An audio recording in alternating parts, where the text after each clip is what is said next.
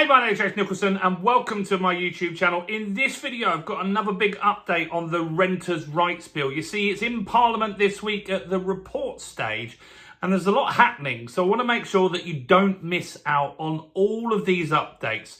Now, this update in particular is related to pets and pet insurance. It's quite a big update that will probably not make a lot of landlords particularly happy, but I think it's important to understand and break down each part of the bill as it's talked about and discussed so you know exactly what you're in for. Now, if you're new around here and you haven't done already, before we jump into this, do make sure you subscribe to the channel over there and hit the bell notification. We'll have all the latest updates on this Renters' Rights Bill, plus you get updates on house prices, interest rates and much more. And let's get some views on this video. How do we do that? Simple. Smash like, tickle like, do something to that like button. Don't get annoyed about being asked to do that. Just do it. It takes 2 seconds and it really helps the YouTube algorithm. So thank you to everybody that does that. So the Renters' Rights Bill is going through at a very quick pace. And potentially it could get sorted before the summer break. More than likely it will be late summer that we'll be looking at this, because obviously the MPs need a nice long holiday just like their kids at school. However, in more seriousness, yesterday we had a big update with an amendment that was voted on in the Renters' Rights Bill, and that was all about student accommodation. Now, I've made a detailed video on that, so if you want to understand how student accommodation has been impacted, that one actually came off quite good for landlords. So do click below where it says Property Accelerator, check the videos and you can find that one. But Angela Rayner, the Housing Secretary, has come up with, come back and said to us what will happen with insurance. Now, previously, it's been stated that landlords would be able to require pet owners to have insurance in their property. So let's just go back a little bit. Why are we even talking about this? Well, in the Renters' Rights Bill, a new part of the bill indicates that landlords have to consider people having pets in their property, and they're not able to, without a valid reason, say no if they've got a tenant that has pets. Now, often you might see adverts, and I've seen these types of adverts on Rightmove where they say no DSS, they say no pets, etc., no smokers, those kind of things. You won't be able to do that anymore. Now, if you have, for example, a leasehold property, a flat, and the leasehold says that you can't have pets in the building, which many new buildings do have, in that scenario, you will be able to say to the tenant, unfortunately, my lease doesn't do that, because you would then be in breach of lease and you can rightfully refuse the tenant.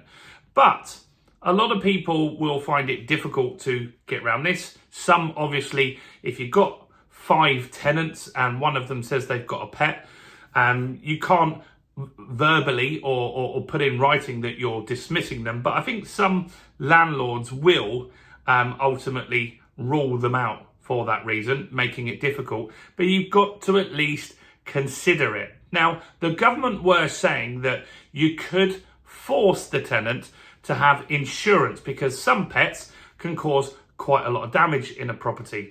I've had a dog, for example, that's eaten a door frame in one of my flats previously. Fortunately, the tenant sorted that out with their deposit, so it was all okay. But there are horror stories that you guys tell me in the comments all the time with animals going to the toilet in properties and the smell just being really hard to get back. Now, Angela Rayner has said that now the government is saying that a landlord cannot force a tenant to have pet insurance. You're not able to do that anymore. And that is going to worry a few landlords, because while they weren't massively keen on having pets, the fact that they were able to say, look, if you're going to have a pet, get some insurance, made some of them a little more comfortable. So now the government is saying you can't force people to have insurance for that. Now, what lots of places are saying, like the National Residential Landlords Association, NRLA, they're saying that this is actually going to be bad for tenants, and I'll explain why. They're saying that this will be particularly bad for tenants because tenants will struggle to find properties where they can have their pets. Now, you can't, for example, like I've said, discriminate in the advert. The estate agent can't discriminate in the advert. But when I rent my properties, I would get an estate agent, a letting agent, would rent, for example, in Dorking, I use someone called Perrin Property. Charlotte puts the property onto Rightmove, and then she presents me with 4 or 5 prospective tenants. And right now, I could get many more than that, and she's whittled it down to 4 or 5, which we feel would be the best option. Now, if she and I was a bad landlord and not following the rules, if she presented those to me and one was someone that had a pet, potentially in my mind, I could think, I'll favour the other people that don't have pets. And so this is going to cause more landlords to potentially not have pets in the property. Now, if you said to the landlord, look, you've got to consider it, but you can get them to have insurance, I guarantee you, and so does the NRLA, that more landlords would consider taking pets, and that would be better for pet owners. Now, I, as a landlord, don't have a massive problem with pets. I've got someone that's got 2 dogs in one of my flats, and it doesn't cause me major problems because often they stay there longer term. Because it's more hassle to find a flat or a house that accepts pets currently, because the Renters' Rights Bill isn't active, it makes moving a little bit more difficult. Also, if you've got a pet, you probably know it's easier for that pet to live in a familiar place. And every time you move, it's difficult and the pet takes time to settle in. So I don't have a massive problem with this. But I do agree with the NRLA here in the fact that if you can't make landlords get insurance and force tenants to get insurance to house these pets, I think more landlords are going to discriminate, but they're not going to let that be known, are they? They're not going to put it in writing. Maybe some make a mistake and do that, but the estate agents aren't going to put that in writing either. And you won't know that you've been discriminated on based off the fact that you've got pets. And this is going to cause problems for people with pets. So this is similar to, we talked yesterday when we talked about the fact that they're saying that we've got to go on to rolling tenancies. Landlords don't want rolling tenancies, and also tenants don't care about rolling tenancies.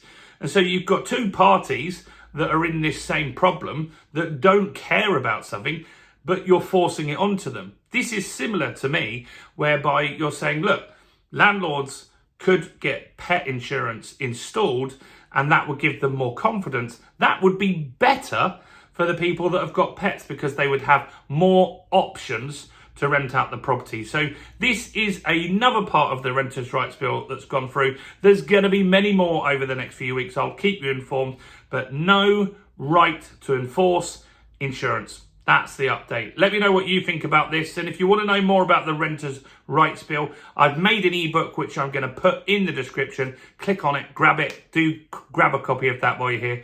And make sure you check out all the other videos as well on the channel, including this one right here.